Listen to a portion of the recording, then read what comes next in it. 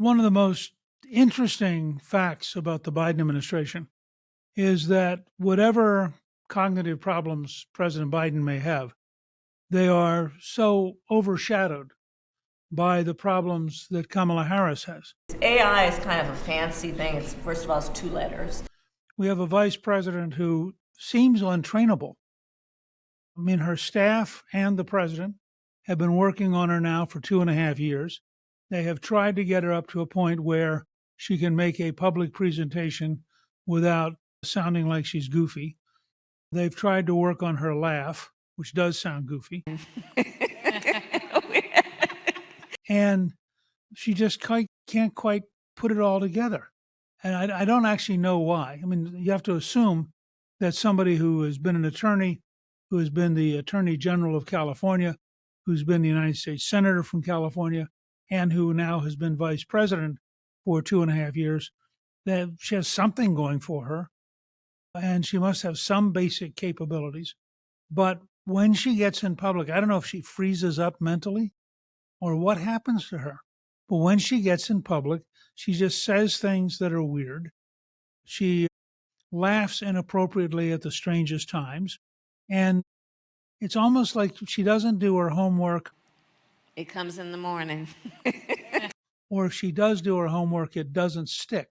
Now, we know that the Biden team has concluded that they can't get rid of her, that her base in the Black community, particularly among Black women, makes her absolutely inevitable as the vice presidential candidate on the Biden ticket in 2024. We know that for the country at large, that's a very big liability. If you say to people, just remember, if you vote for Biden at his current age in a 4-year term, there's a pretty good mathematical chance she'll end up as president. And when you say President Kamala Harris, overwhelmingly the American people think that's hopeless. In fact, I had one very, very successful Black entrepreneur tell me that he would be seriously considering moving to New Zealand if Kamala Harris got to be president, because he just thinks she's so totally incompetent that it would be a disaster for the country. I think they have a huge challenge. I don't get a sense that she knows it. I mean, if you watch her, she's so confident.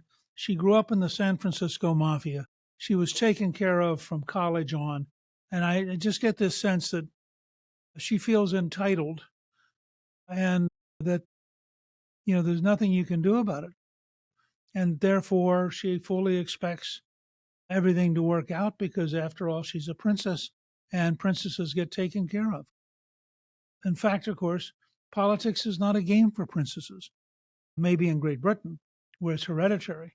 But in the American system, it's a rough and tumble sport. And you have to be prepared to learn. You have to be prepared to practice. You have to be prepared to get a set of skills that carry you through problems.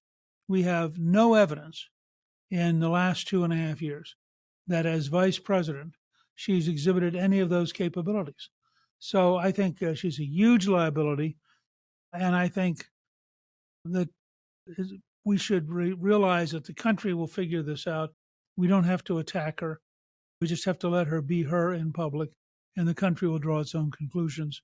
And in the end, she's going to be a liability for Biden, not an asset. And so Republicans ought to relax and be happy and recognize that she makes it much harder for Biden to win re-election.